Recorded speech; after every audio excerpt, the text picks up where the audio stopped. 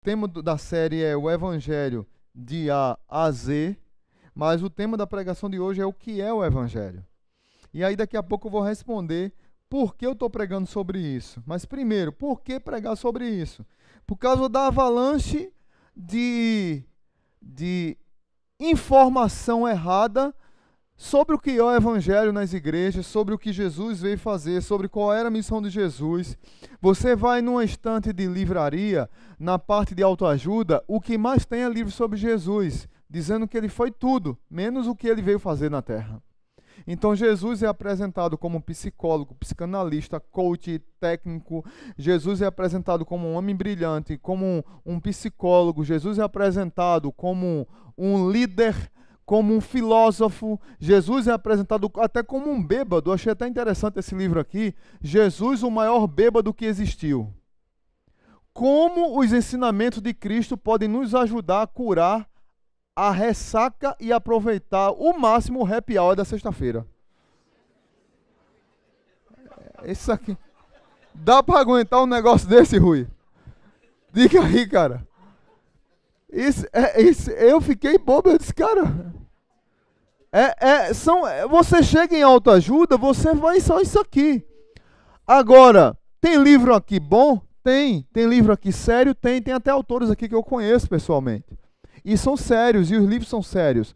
Mas uma coisa é você pegar uma faceta da vida de Jesus, outra coisa é você compreender a missão de Jesus. Lucas capítulo 19, versículo 10 diz que Jesus veio para buscar e salvar o perdido. A missão de Jesus é salvar o pecador. Jesus não veio para ser terapeuta, para ser psicólogo, para ser filósofo, para ser psicanalista, para ser líder coach, para ser treinador. Jesus não veio para nada disso. Mas ele é tudo isso. Isso são facetas da vida dele.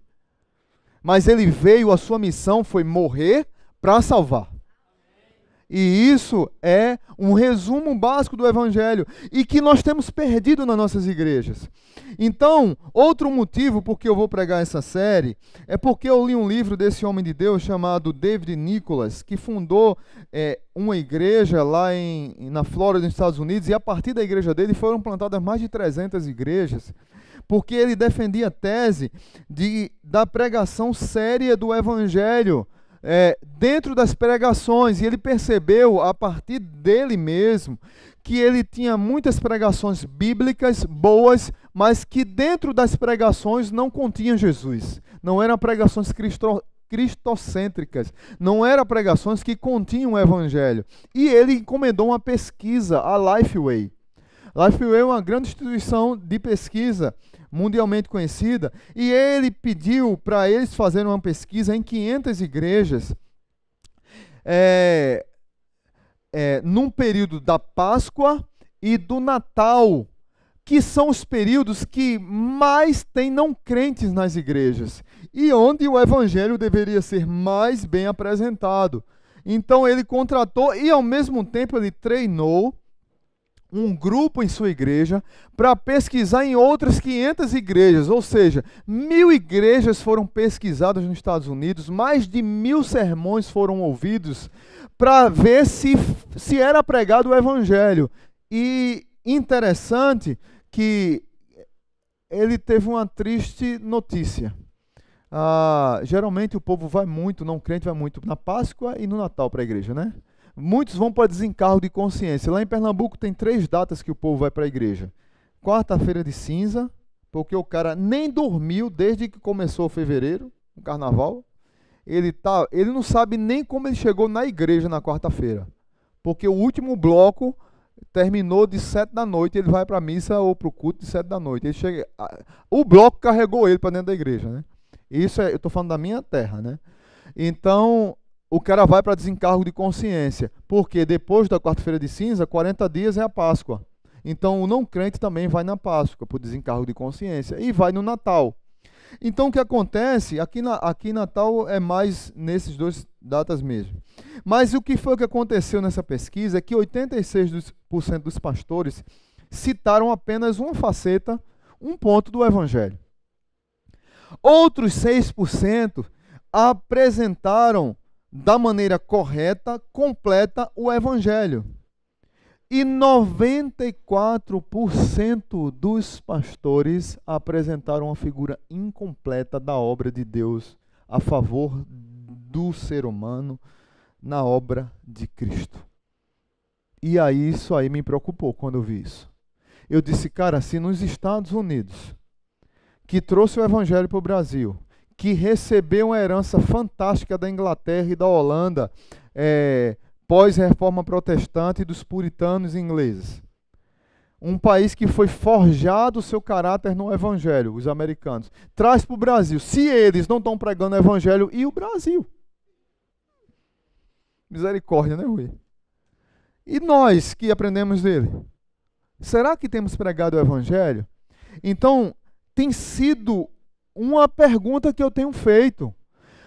Porque nós confundimos o Evangelho, a realidade do Evangelho, apenas com a conversão naquele dia que levanta a mão e a pessoa entrega a vida a Jesus, e dali, depois de entregar a vida a Jesus, a pessoa passa por uma sala de batismo, de discipulado, e nós crentes achamos que discipulado, nós somos treinados a isso, que discipulado é 3 meses, e não é a vida toda, e nós treinamos as pessoas 3 meses, batizamos as pessoas e abandonamos essas pessoas.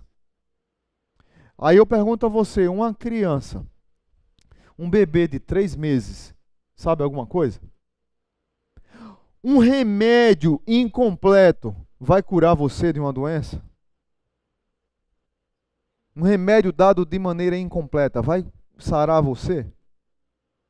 Eu tive com a minha filha agora no médico de desse com a Lívia, que teve sinusite braba e uma bronquite. A doutora disse, pelo histórico de Lívia, de tantos remédios que ela toma, disse, para ela vai servir esse daqui. Então não compre nem esse, nem esse. Ela deu uma carrada. Parece que ela estava adivinhando. Quando eu cheguei na farmácia, a mulher disse, não, esse dá, esse dá, esse dá. Eu disse, não, a médica disse esse. Então eu quero comprar esse.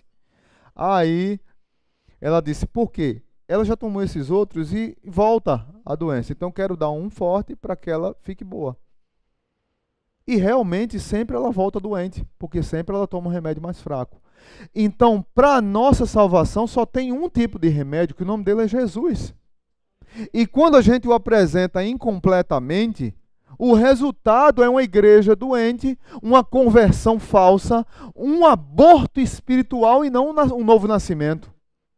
Que é o que tem acontecido em muitas igrejas. Por isso que às vezes eu sou bem duro em algumas pregações, muita gente não gosta e fica chateado, mas porque não entende que o Evangelho deve transformar a nossa vida. E não ficarmos só naquela meninice evangélica da conversão dos 3 meses. Porque muitos gostam desse conforto e não querem crescer.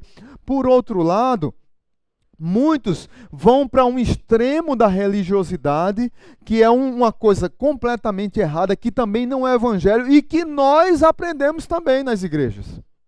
Então o cara se converte e ele está aqui 3 meses de discipulado e ele chega e nós dizemos assim, cara, você se converteu, benção, você agora é um dos nossos, você agora está na nossa sociedade, que coisa boa, agora você tem que cumprir toda a Bíblia, você tem que ler toda a Bíblia, você tem que vir para a igreja segunda, terça, quarta, quinta-feira, sábado, sexta-feira você dá um tempinho para a sua família, mas cuidado para não pecar, porque você tem que vir para a igreja na vigília. Então o cara fica lotado de tarefas, lotado de coisas, e ele fica achando que está em pecado se ele não for na igreja um dia, se ele não ler a Bíblia um dia, se ele não cumprir os 10 mandamentos, cumprir a Bíblia, como se nós pudéssemos cumprir a Bíblia. Porque nós, na verdade, não entendemos a graça e nos tornamos religiosos. Isso aqui é um extremo. E ainda nós cantamos músicas que faz com que as nossas crianças tenham medo de Jesus. Ou você não lembra daquela musiquinha? Cuidado, mãozinha, com que pega.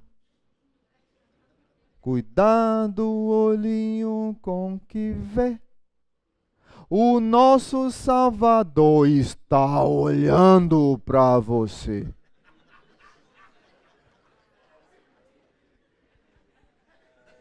Não é assim a música? Se você virar o contrário, é uma mensagem subliminar. O nosso Salvador está olhando para você. Cuidado, olhinho com o que vê. E as crianças crescem com medo da gota de Jesus Cristo, com medo do pastor, com medo de Deus. E o pai ainda diz em casa: olha, eu vou dizer ao pastor. Aos meninos, os meninos chegam perto de mim assim, tudo assim, ó.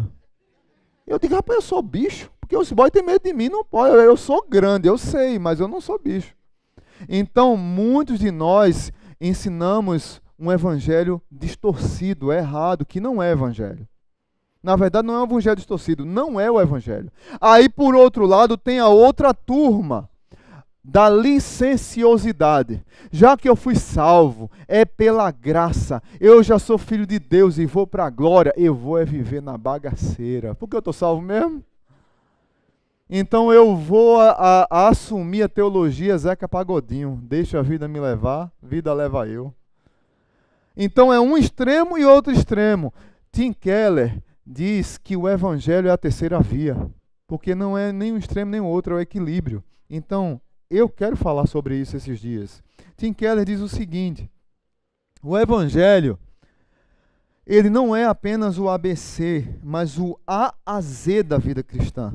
Não é apenas um caminho para escapar da condenação pelo pecado, mas a dinâmica fundamental para a vida cristã como um todo. É interessante isso, porque muitos de nós pregamos o evangelho para as pessoas, só focamos na questão da entrega a sua vida a Jesus, senão você vai para o...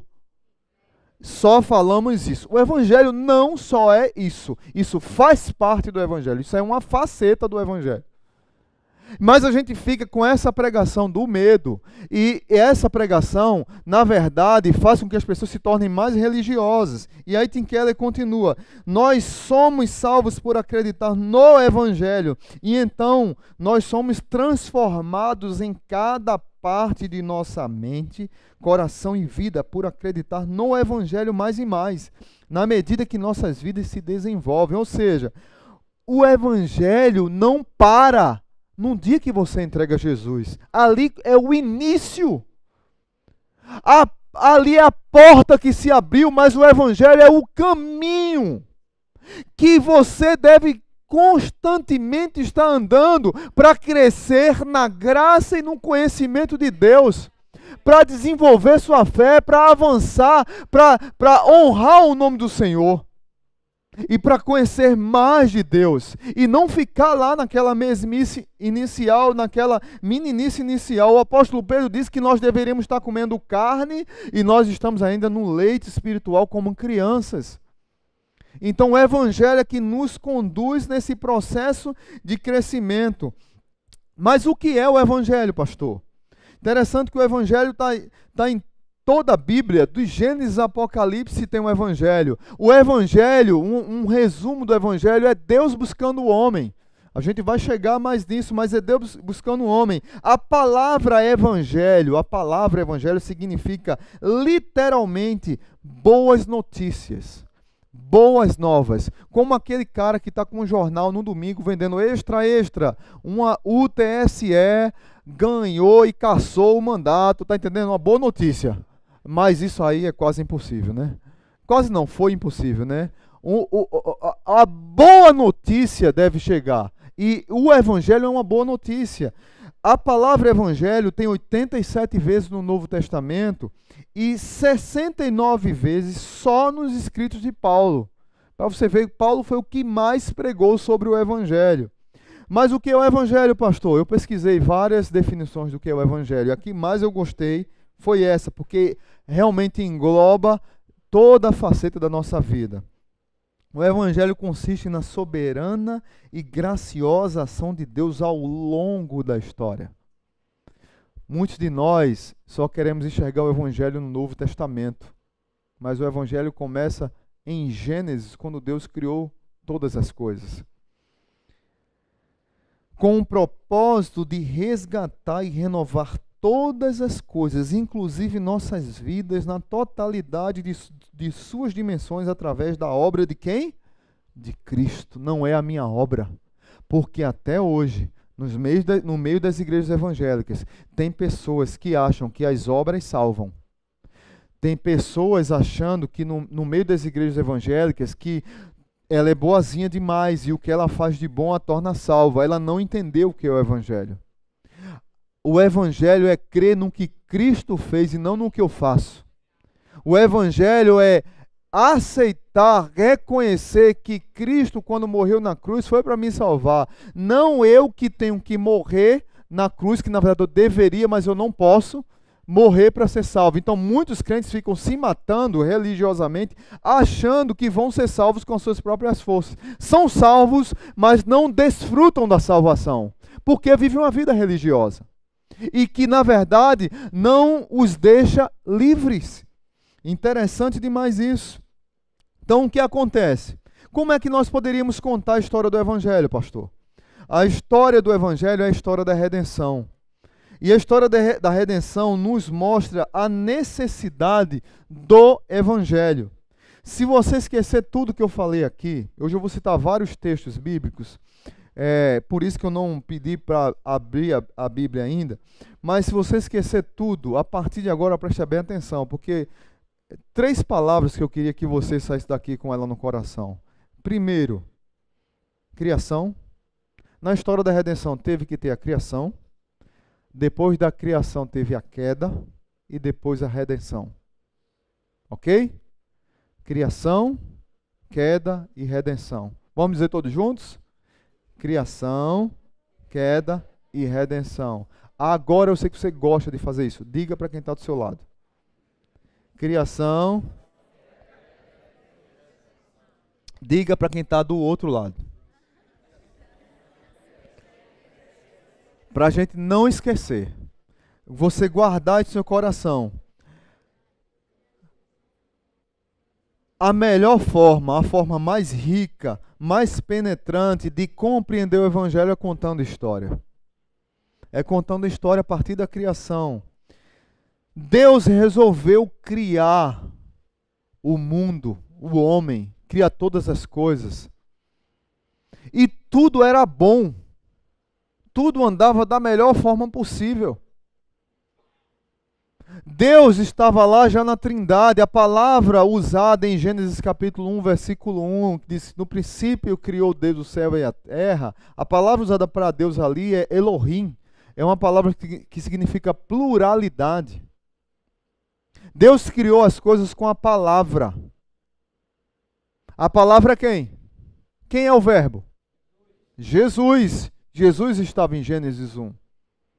O Espírito parava, o Espírito estava em Gênesis 1. A Trindade foi que criou todas as coisas. Então a história começa com um Deus bom, dando importância ao homem, cria todas as coisas, cria o homem, e ainda por trás disso há um ensino que há algo maior do que nós. Porque nós poderíamos estar aqui na Terra e achar que não tem nada maior. O ser humano é arrogante mesmo, é normal, nós somos assim.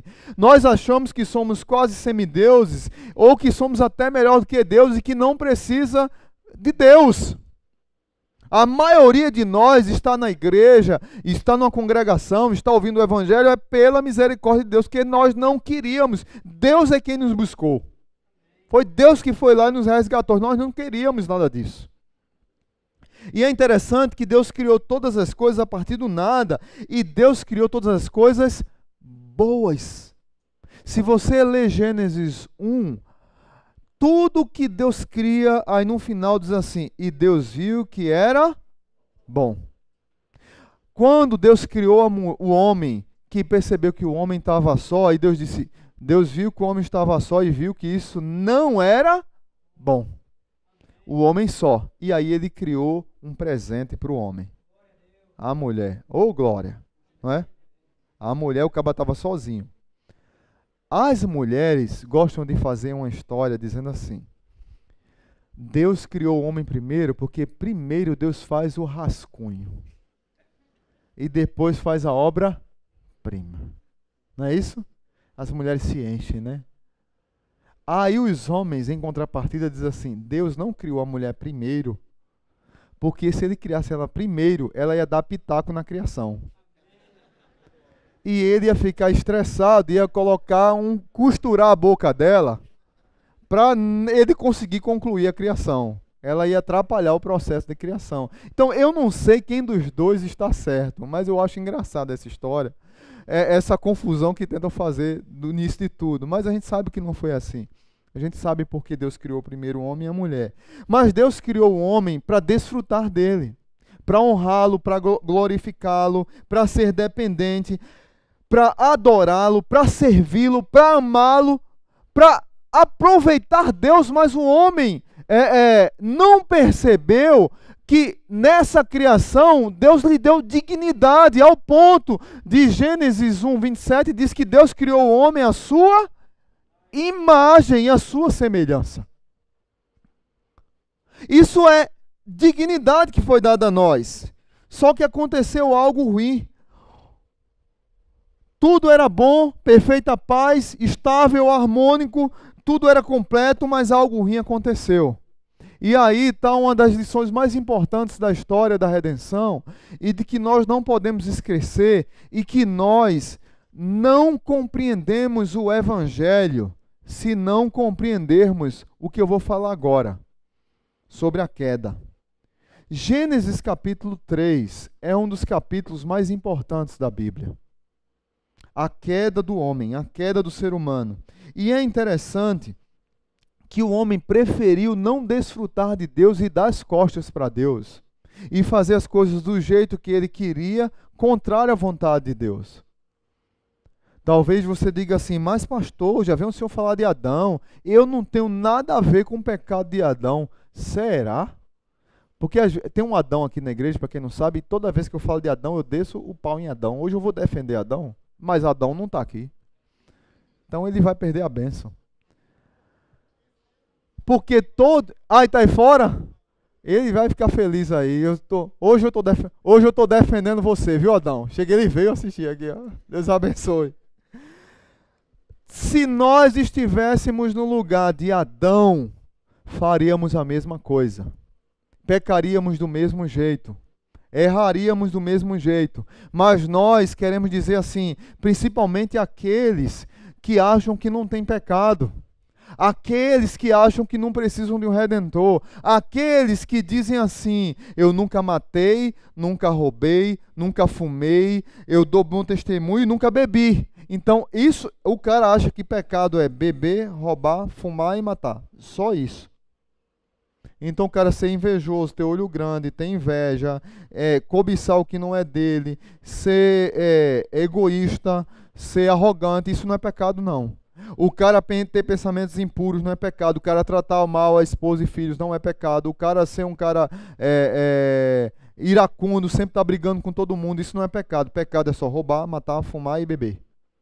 Na cabeça da maioria das pessoas que estão sedentas de Deus, que a gente encontra no caminho, elas acham que não tem nada de errado na vida, porque elas não compreenderam e muitos de nós não soubemos explicar para elas a queda em Gênesis capítulo 3. Abra comigo lá em Gênesis capítulo 3, que eu quero ler como o primeiro livro da Bíblia, quero ler o verso 1 até o 7. Gênesis 3, do verso 1 até o 7. A humanidade se voltou contra Deus em rebelião pecaminosa. O que foi que aconteceu lá? O erro de Adão trouxe trevas ao mundo, trouxe caos ao mundo, e os vestígios do pecado de Adão nos machucam até hoje. Aí o que é que diz lá? Veja o que aconteceu. Gênesis 3, 1. Ora, a serpente era o mais astuto de todos os animais selvagens que o Senhor Deus tinha feito. E ela perguntou à mulher, foi isto mesmo que Deus disse? Não comam de nenhum fruto das árvores do jardim? Respondeu a mulher à serpente, podemos comer do fruto das árvores do jardim, mas Deus disse, não comam do fruto da árvore que está no meio do jardim, nem toquem nele. Do contrário, vocês morrerão. Disse a serpente à mulher, certamente não morrerão. Deus sabe que no dia em que dele comerem seus frutos, seus olhos se abrirão, e vocês, como Deus, serão conhecedores do bem e do mal. Veja que palavra sedutora da serpente para a mulher. Vocês vão ser conhecedores do bem e do mal, assim como Deus. Verso 6. Quando a mulher viu que a árvore parecia agradável ao paladar, era atraente aos olhos, além disso, desejável para dela se obter discernimento, tomou seu fruto, comeu e deu ao seu marido, que comeu também. Os olhos dos dois se abriram e perceberam que estavam nus. Então juntaram folhas de figueira para cobrir-se. Lá em Isaías 53, 6 diz assim: todos nós, tal qual ovelhas, nos desviamos, cada um de nós se voltou para o seu próprio caminho, e o Senhor fez cair sobre ele a iniquidade de todos nós. Ou seja, o pecado de Adão está até hoje. Então você é um pequeno Adão.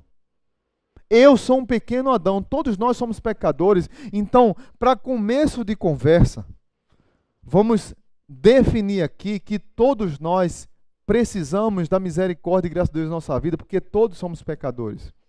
Paulo vai dizer que todos pecaram e carecem da glória de Deus, todos estão destituídos da glória de Deus. Não há um justo, um sequer, não há quem busque a Deus.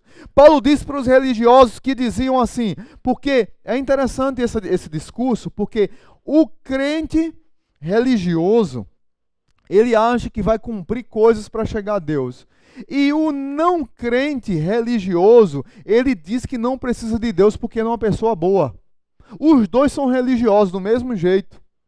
E acham que eles conseguem subir uma escadinha e que eles conseguem seguir vários caminhos que chegam a Deus. Não sabem eles que só tem um caminho que chega a Deus.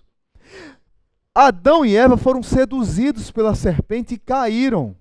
Todos nós podemos cair do mesmo jeito. Isso precisa ficar claro em nossa mente. E aí eu lembro de dois personagens, de duas histórias do cinema. Uma de desenho animado, que é de O Pink e o Cérebro. Então, assim, quem lembra do Pink e o Cérebro? O Pink e o Cérebro, a turma das antigas que tem mais de 40. Essa turma lembra. O Pink e o Cérebro era dois ratinhos, não é isso? Eram ratinhos? Um tinha um cabeção e o outro era mais... Aí o Pink dizia assim: Cérebro, o que nós vamos fazer amanhã, Cérebro? Aí Cérebro dizia assim: nós vamos dormir, acordar, escovar os dentes, comer e conquistar o mundo. Não era isso mais ou menos que ele dizia? Eles queriam poder, eles queriam ser iguais a Deus, eles queriam conquistar tudo. É interessante que o Pink Cérebro, quem escreveu aquela historinha, foi Steven Spielberg, judeu, que Pink Cérebro era uma crítica ao nazismo de Hitler. Por trás tem tudo isso, mas é a nossa natureza humana de querer ser igual a Deus. Satanás usou o argumento: olha, vocês vão ser igual a Deus, vocês vão enxergar igual a Deus, e eles caíram. Star Wars, no filme A Vingança dos Sith, não é isso, Marcos? A Vingança dos Sith, Palpatine é a serpente venenosa. Pense no cabo diabólico, não sei aqui quem assistiu.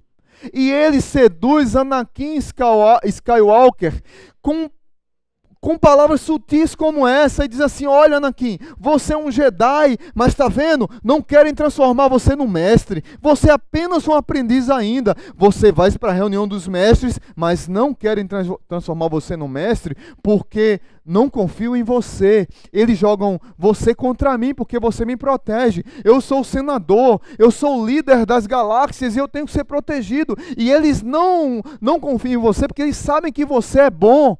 Então, Anakin, eu sugiro que você vire as costas para os Jedi, vire as costas para eles, e ele dá o tiro de misericórdia no coração do jovem que está sendo seduzido. O jovem quer poder. Anakin está querendo ser o melhor Jedi de todos, ele quer ser mestre, mas não consegue, e o Palpatine dá o tiro de misericórdia, dizendo assim: deixa eu lhe contar uma história.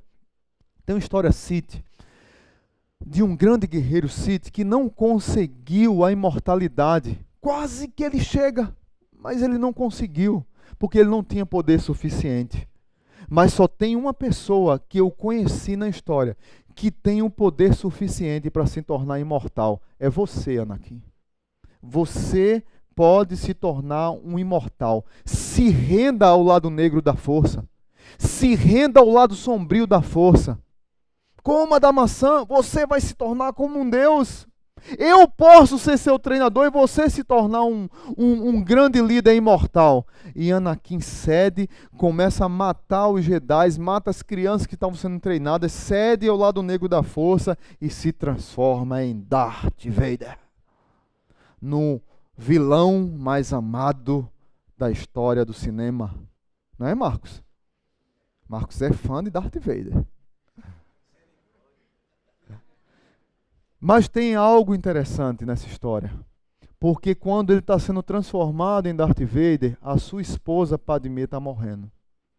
E ela está grávida de 2 filhos, a princesa Leia e Luke Skywalker. Mas antes de morrer, ela diz assim: cadê Anakin? Como ele está? Ele morreu. E não disseram para ele a situação. E ela termina antes de morrer com essa frase: ainda há algo bom nele. A Bíblia diz que mesmo o pecado destruindo a humanidade, que Deus plantou em nós a divina semente. E que nós fomos criados à imagem e semelhança de Deus. Então ainda há esperança. Amém? Mas o que é que o pecado pode fazer conosco? O pecado, ele nos destrói, porque o pecado, as consequências dele são terríveis. É interessante que muita gente olha para o pecado apenas como uma ação. Não, eu estou agindo pecaminosamente. Não, o pecado não é apenas uma ação, o pecado é uma disposição para pecar. O tempo todo eu estou disposto e disponível a cometer pecado. E isso talvez seja uma das piores coisas que o pecado faz com a minha vida e com a sua vida. Porque se nós não nos rendemos a Cristo, Ele nos escraviza. O pecado, ele nos escraviza e ele nos mata.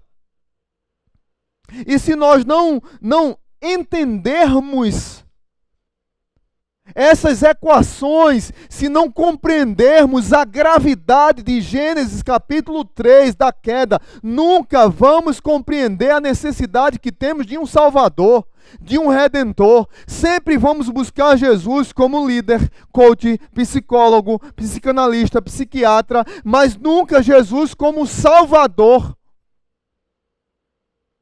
Mas o pecado nos machuca, nos destrói, a nossa natureza humana o tempo todo, como dizia Sérgio Lopes na sua música, eu luto é contra a minha própria alma, a natureza humana que há em mim. Eu quero sepultar o velho homem e andar em comunhão com Cristo, viver, cantar só para Ele, morrer para o mundo e reviver para Deus. A natureza humana, ela nos põe disponíveis o tempo todo para agir em favor do pecado e contra Deus. O pecado nos escraviza. Romanos capítulo 6, versos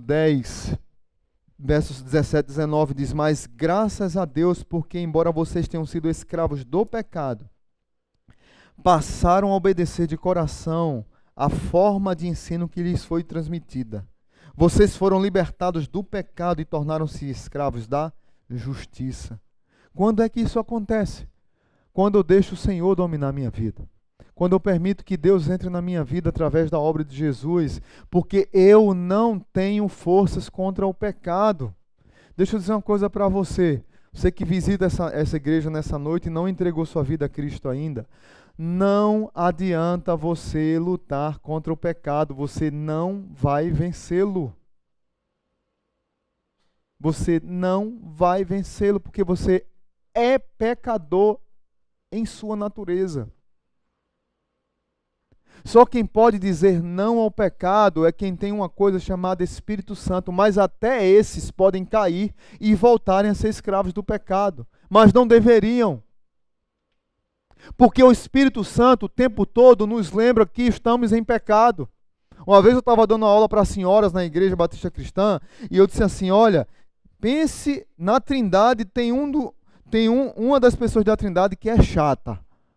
Ele disse, meu Deus, o pastor está chamando Deus de chato. Eu disse, não, daqui a pouco a senhora vai entender. Uma irmã ficou logo nervosa, né? Eu disse, o nome é o Espírito Santo. Por quê, pastor? Porque um crente em Jesus Cristo, quando ele está com a vida troncha, tem um sinal vermelho que acende. E quem acende esse sinal vermelho se chama Espírito Santo. O cara quer viver uma vida errada, mas o Espírito Santo cobra dele. O cara quer caminhar errado, ele quer, porque nós somos assim, tendenciosos à escravidão. Mas nós, em Cristo, já fomos libertos do pecado. Nós não precisamos mais ser escravos do pecado. Nós somos livres para dizer não ao pecado. E o Espírito Santo nos capacita a dizer não, pecado. Eu não vou me render a você novamente. Eu não vou cair novamente. Mas se cairmos, o Espírito Santo diz assim, levanta porque esse não é o teu caminho. É assim ou não, gente? Agora eu pergunto a você, quem não tem o Espírito Santo, como é que diz não ao pecado? Quem não se entregou à obra redentora de Jesus, como é que ele se liberta do pecado? Como é que ele diz não ao pecado? É complicado.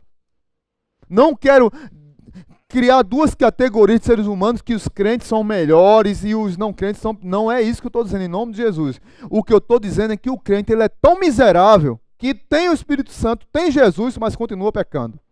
Mas ele tem um escape. Que quem não tem, eu não sei o que é que vai fazer. É isso que eu estou dizendo. E é interessante que o pecado nos leva à condenação, porque o pecado não é, porque o salário do pecado é a morte. Mas o dom gratuito de Deus é a vida eterna em Cristo Jesus, nosso Senhor. Em Adão todos nós fomos condenados. Como é que deveríamos pagar o nosso pecado, pastor? Na cruz do Calvário. Mas Cristo nos substituiu. E nós temos vida nele. Que aí nos leva à esperança do terceiro ponto. Primeiro eu falei de criação, queda e agora redenção.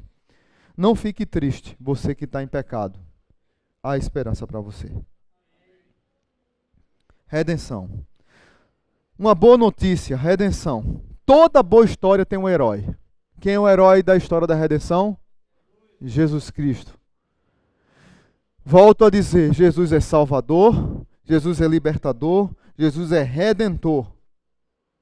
Ele veio para nos redimir, ele veio para pagar em nosso lugar uma conta que era nossa.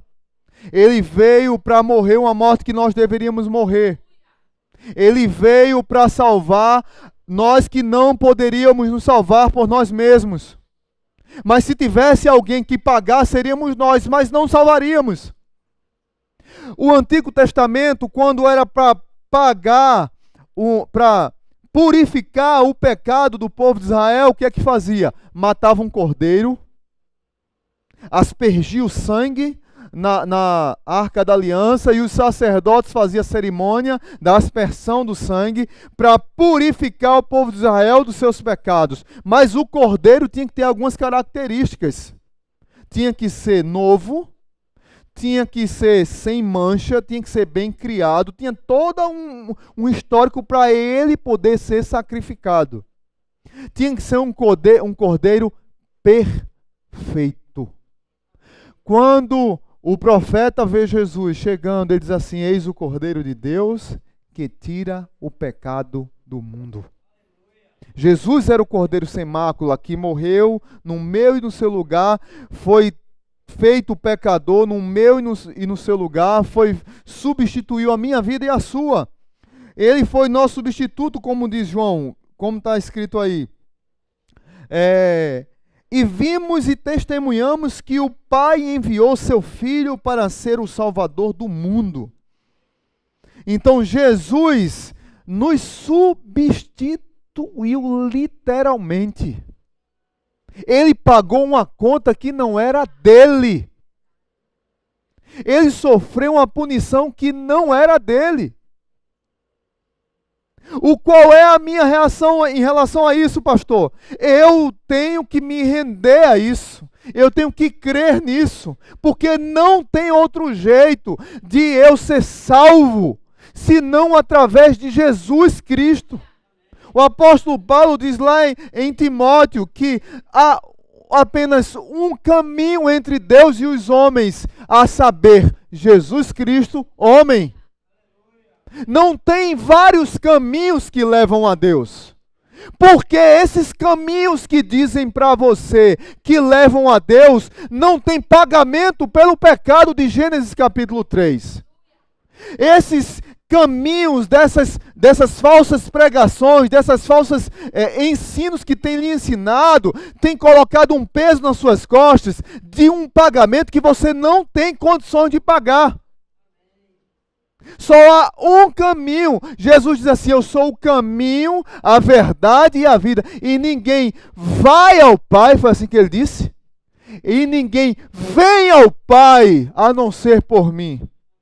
E foi uma construção gramatical errada, se nós formos olhar na nossa língua portuguesa.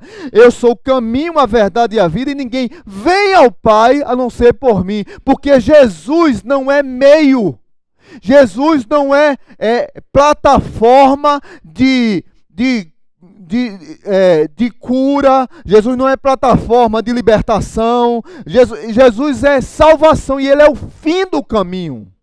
Ele é o fim da linha. Não quer dizer que Jesus não cura, não quer dizer que Jesus não restaura, não é isso, entenda o que eu estou dizendo. O que eu quero dizer é que a obra de Jesus foi para salvar a sua vida. Porque você não consegue se salvar sozinho e nem pelos caminhos que dizem a você que tem, porque esses caminhos não existem. Só existe um caminho. Alguém tinha que pagar o que nós devíamos. Jesus pagou. Amém? Jesus viveu uma vida de obediência e perfeição. Hebreus capítulo 4. Hebreus capítulo 4. Deixa eu só achar aqui que eu apertei algum botão errado. Chegando. Hebreus capítulo 4, verso 15, diz assim: pois não temos um sumo sacerdote que não possa compadecer-se das nossas fraquezas. E aqui eu quero dar uma pausa aqui. Jesus entende o que é sofrimento. Ele entende a sua dor, a sua angústia, a sua lágrima, seu choro, porque ele viveu como um homem. João capítulo 11 diz que Jesus chorou quando viu seu amigo Lázaro morto. Jesus teve sede, Jesus teve fome, Jesus andou, viveu como nós, sofreu, foi humilhado, sofreu dores, mas o texto de Hebreus continua. Ele se compadece em nossas fraquezas, mas sim alguém que, como nós, passou por todo tipo de tentação. E deixa eu dizer mais, a tentação dele foi direto com cramunhão. Foi direto, batizou e 40 dias, 40 noites com capeta lá do lado dele. Palpatine lá do lado dele, o tempo todo. Ei, cara, vem pro meu lado, vem pro lado negro da força. Que se tu se jogar daqui, tu vai ser rei, eu faço tudo por você. Se você quiser estar com fome, eu transformo essas pedras em pães. A sedução, 40 dias, 40 noites, mas diz a Bíblia que ele foi tentado como eu e você, porém sem pecado. Isso o habilitou para ir na cruz do Calvário morrer por mim e por você. Isso aqui é o Evangelho. Na cruz, Cristo tomou o nosso lugar e morreu. A condenação que era minha e sua. E Jesus também não apenas morreu em nosso lugar, mas ele ressuscitou, amém? Ele ressuscitou, demonstrando vitória sobre o pecado, sobre a morte, sobre o inferno.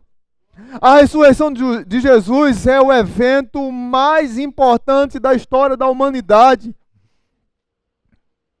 Na cruz, a morte foi envergonhada. Tem um livro de John Owen espetacular chamado A Morte da Morte na Morte de Cristo. Escreveu esse livro no século XVI, que tem abençoado vidas até hoje. falando da vitória de Cristo na cruz do Calvário e na ressurreição, quando venceu a morte. A morte foi tragada, foi humilhada, foi envergonhada. Satanás, seus anjos, seus demônios foram humilhados. Jesus triunfou sobre eles.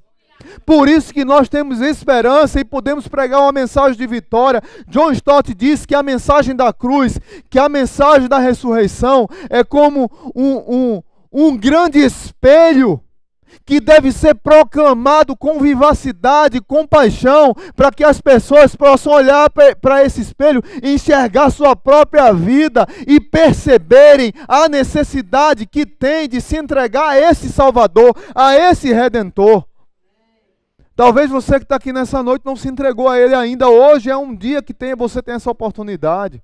Talvez você que já se entregou está tendo uma vida com o evangelho às avessas. Um evangelho distorcido. E você precisa renovar a sua fé, voltar ao primeiro amor. Porque o primeiro amor que ficou lá nos 3 meses de conversão, acabou. E ele não deveria acabar, porque o evangelho é para a vida toda. Toda a vida. Não é só naqueles 3 meses. E isso é o que tem machucado muita gente e levado muita gente a um erro. Abra comigo lá em 1 Coríntios, capítulo 15. É interessante ainda sobre a ressurreição de Cristo, que eu estava assistindo a um grande homem de Deus aqui no Brasil. Enquanto você abre, eu contar essa história da vitória sobre a morte. Eu acho espetacular a história dele. Pastor Ari Veloso, que fundou a Igreja Batista do Morumbi, lá em São Paulo. Estive naquela igreja algumas vezes, uma igreja que eu admiro muito. E o pastor Ari Veloso faleceu há alguns anos e eu assisti o seu velório pela internet. E eu não compreendia porque todo mundo que chegava no seu caixão saía rindo. E eu disse, meu Deus, um homem de Deus desse morrendo, só tinha medalhão aqui do Brasil que foi discípulo dele, grandes pastores, homens famosos. Homens de Deus, chegava lá e saía rindo com um sorriso assim escondido. E eu, meu Deus do céu, e daqui a pouco o pregador sobe. Ele preparou todo o roteiro do culto dele 1 semana antes de morrer, o culto fúnebre. 1 semana antes de morrer, ele preparou o roteiro, ligou para todo mundo que ele queria que tivesse, todos os pastores que ele formou, quem iria pregar, quem iria dar uma palavra, quem iria cantar, quais eram as músicas. Todo eu disse, o meu vai ter que ser assim, porque eu quero, sabe, umas músicas abençoadas lá no dia da minha morte. E assim, tem que ser festa, né? Tem que sair o povo vibrando. Aí o que acontece? O pastor que foi pregar é que tinha a responsabilidade de dizer por que as pessoas riam. E o pastor Ari Veloso era palmeirense doente, igual uma pessoa que vocês conhecem é pelo esporte. Aí, o que foi que aconteceu? Num caixão ele estava de terno, com a camisa de Palmeiras por dentro e com a gravata com o símbolo do porquinho aqui no meio. O porquinho do Palmeiras. Olha aí, Paulo, é palmeirense, viu? E o porquinho aqui. Então todo mundo que chegava lá sabia das histórias dele, de tanto ele falar de Palmeiras. Quando ele ia pregar na igreja de Corintiano, ele dizia assim, Jesus quando andava na Galileia tinha Palmeiras de um lado, Palmeiras do outro, ventilando para Jesus passar. A igreja pecaminosa da Bíblia é a igreja corintiana. Então assim, os corintianos não aguentavam ele e aguentava mesmo, viu? Então assim, o Ari Veloso tinha essa característica alegre de pregar o evangelho. Então ele queria morrer por causa de 1 Coríntios capítulo 15, dizendo para a morte que ela está derrotada. Ele queria morrer dizendo para a morte que Jesus venceu a morte. Que Jesus pegou a morte e disse, olha, você não vai ter mais vez. Porque quando foi que nasceu a morte? Gênesis capítulo 3. Jesus matou a morte. E se Jesus matou a morte, eu e você tem esperança de vida eterna. E eu queria que você lesse, por isso que Ari Veloso fez isso. Eu disse, rapaz, boa ideia, eu quero que o povo ria bem muito no meu enterro. Conte piada, história, tudo. E faça um culto bem animado. 1 Coríntios capítulo 15, que é o capítulo da doutrina da ressurreição de Cristo, diz assim, no verso 1, eu vou ler só o resumo do evangelho que tem aqui. Irmãos, a partir do verso 1, quero lembrá-los do evangelho que preguei a vocês, o qual vocês receberam e no qual estão firmes por meio deste evangelho. vocês são salvos, desde que se apeguem firmemente à palavra que preguei. Caso contrário, vocês têm crido em vão. Está vendo? O evangelho não é só para o início, é para a vida toda. Se você não vive o evangelho depois da conversão, você está crendo em vão. Verso 3: Pois o que primeiramente lhes transmiti foi o que recebi, que Cristo morreu pelos nossos pecados, segundo as Escrituras. Foi sepultado e ressuscitado no terceiro dia, segundo as Escrituras. E apareceu a Pedro e depois aos 12. Depois disso apareceu a mais de 500 irmãos de uma só vez, a maioria dos quais ainda vive, embora alguns já tenham adormecido. Depois apareceu a Tiago e então a todos os apóstolos. Depois destes apareceu também a mim, como a um que nasceu fora do tempo. Do verso 3 até o verso 4 está o resumo do Evangelho das Boas Novas. Esse é o Evangelho que deveria ser pregado nas igrejas e que não tem sido pregado.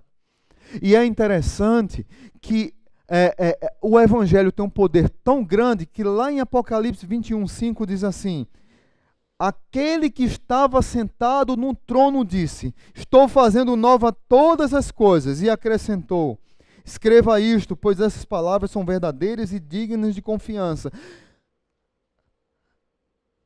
O Senhor Jesus, quando venceu a morte, na sua autoridade disse: estou fazendo nova todas as coisas. Teve um desastre cósmico em Gênesis capítulo 3. O Redentor chegou e disse: eu vou redimir todas as coisas.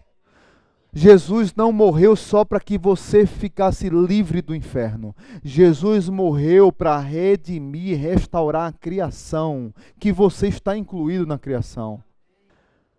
Um curso de como compartilhar sua fé, o nome é mais ou menos esse.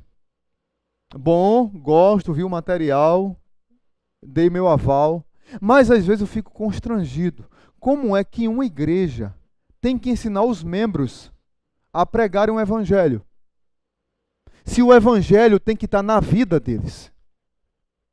Não deveríamos ter curso de evangelismo. A sua vida tinha que ser algo tão impactante pela transformação que a sua vida tinha que refletir o evangelho lá fora. A minha vida tem que refletir o evangelho lá fora. Porque é interessante como nós fazemos cursos de evangelismo, mas a Bíblia não ensina isso. O gadareno que era humilhado, que morava no cemitério, que vivia se martirizando, se ferindo, Jesus expulsa dele tantos demônios, aquele homem se rende a Jesus, se rende ao evangelho, e ele diz assim: Jesus, eu quero te seguir. Jesus diz o que para ele? Fique com os seus. Vai para a sua casa. Vai para os seus irmãos, sua mãe, seu pai. E aquele homem volta para casa, prega o evangelho para a sua família, prega o evangelho para a cidade. Jesus mudou minha vida. Como você, o cara que vivia no cemitério, o cara que vivia se martirizando, se ferindo. Sim, Jesus entrou na minha vida. João capítulo 9, o cego de nascença, os doutores da lei chegam para ele: você está enxergando porque você é um miserável pecador e você tem que ser cego, porque você nasceu cego, porque Deus está castigando você, o seu pai ou sua mãe, não tem condições de você estar enxergando. O que foi que aconteceu com você? Rapaz, eu não sei o que aconteceu comigo, eu sei que Jesus passou por aqui, e eu era cego e agora vejo. Ele não fez curso para evangelizar. A mulher samaritana, que era humilhada pela sociedade e pelos judeus, já tinha 5 maridos e o que ela estava não era marido dela. Uma mulher tida na sociedade como insaciável. Não podia ver um homem. As mulheres não iam pegar água juntamente com ela num poço, ela ia no pior horário, num sol mais escaldante. Jesus se aproxima dessa mulher e diz a ela que ele é a água da vida que ela precisa para saciar e satisfazer sua sede. Aquela mulher se rende a Jesus, é transformada, bebe a água do poço de Jacó, dá a Jesus que estava com sede, mas ela bebe a água do rio da vida que estava de frente dela.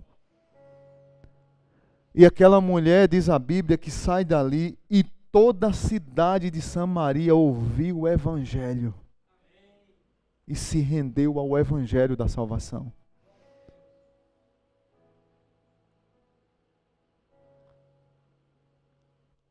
Porque nós temos que fazer curso de pregação se a nossa vida deveria ser uma pregação? Porque deveríamos fazer curso de evangelismo se nossa vida deveria ser um evangelismo? E aí eu quero voltar novamente à sua vida. Onde foi que você, que já é discípulo de Jesus, parou? Você parou lá no batismo? Porque você entregou a vida a Jesus, fizemos uma festa aqui na igreja, foi maravilhoso o seu batismo, fotos, filmagens, tudo maravilhoso. Mas o evangelho não vingou na sua vida, não deu liga. E você tem vivido uma vida longe do poder transformador do evangelho. Eu quero convidar você a voltar para o primeiro amor. Porque Deus te ama.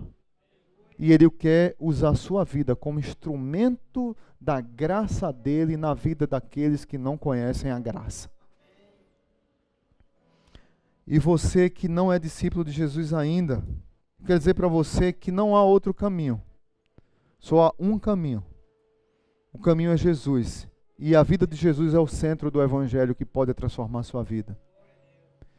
Eu quero dizer para você que Jesus não veio para lhe dar sabedoria ou inspiração.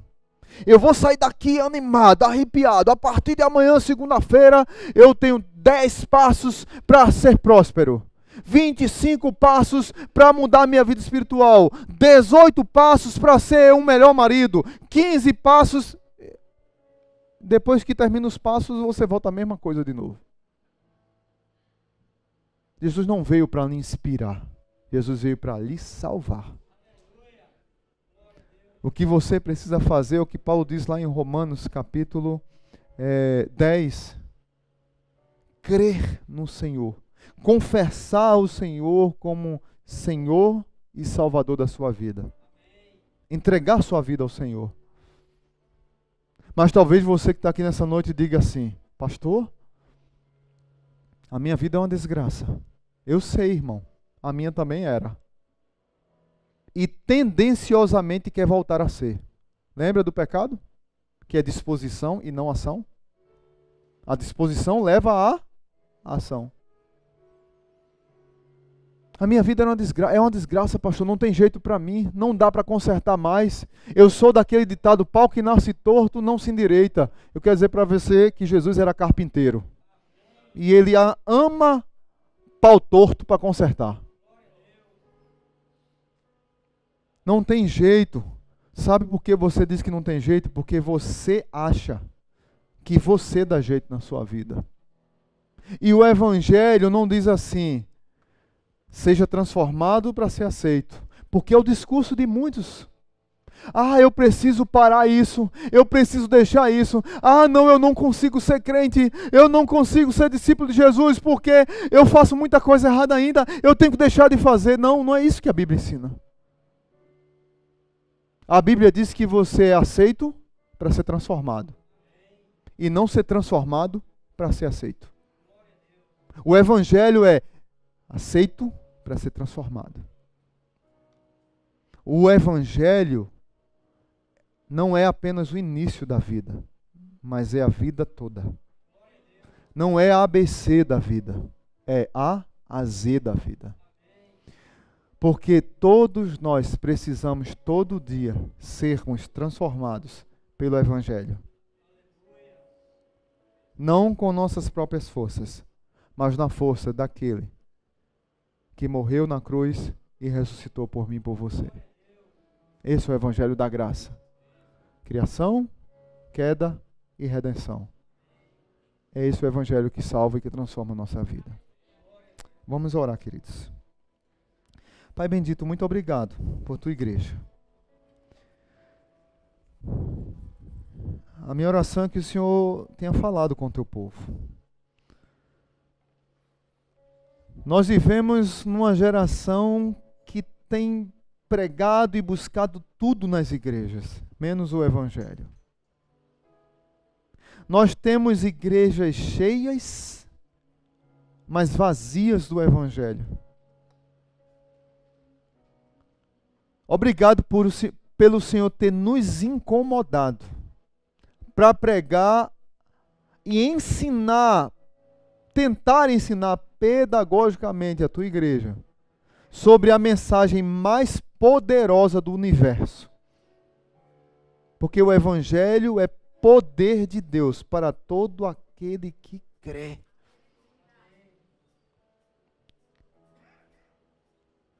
A mensagem mais poderosa para transformar a vida do pior pecador é o Evangelho. É a mensagem mais poderosa para restaurar a vida daquele crente que está longe do Senhor há muito tempo. Vem para a igreja, mas é apenas o corpo presente. E a mente está num pecado e não em Deus. O Evangelho é a mensagem mais poderosa para transformar aqueles que talvez estejam aqui nessa noite se considerando a pior pessoa do mundo e achando que não tem mais jeito a sua vida. E o Evangelho é aquela mensagem que diz: filho, eu te aceito. E eu te amo tanto que eu não quero que você continue desse jeito. Vem para cá, entra aqui em casa, senta à mesa. Eu vou começar o processo de transformar a tua vida. Isso é o Evangelho. A a Z. Que vidas aqui tenham sido impactadas, ó Pai. Eu não sei quais, mas que o Senhor tenha falado a eles. Que o amor de Deus o Pai, que a poderosa e maravilhosa graça de Jesus e que a comunhão do Santo Espírito nos acompanhe no Evangelho de A a Z. Vamos cantar essa música, queridos. Acho que todos aqui conhecem essa música. Preste atenção na letra dela. Eu sinto um verdadeiro espanto no meu coração em constatar que o Evangelho já mudou. Quem ontem era servo agora acha-se Senhor e diz a Deus como Ele tem que ser. Mas o verdadeiro Evangelho exalta a Deus. Ele é tão claro como a água que eu bebi,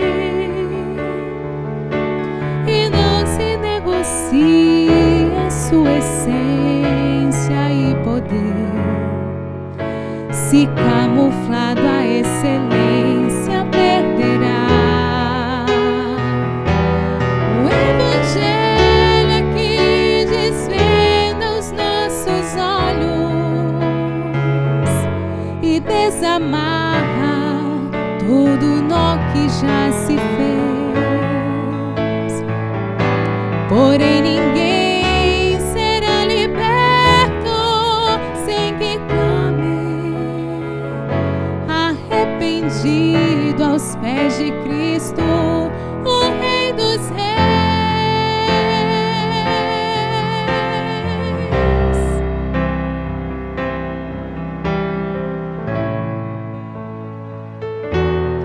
O Evangelho mostra o homem morto em seu pecado, sem condições de levantar-se por si só, a menos que Jesus, que é justo, o arranque de onde está e o justifique, o apresente ao Pai. Mostra ainda a justiça de um Deus que é bem maior que qualquer força ou ficção, que não seria injusto se me deixasse perecer, mas soberano em graça escolheu. O Evangelho é que desvenda os nossos olhos e desamarra todo nó que já se fez. Porém ninguém será liberto sem que clame,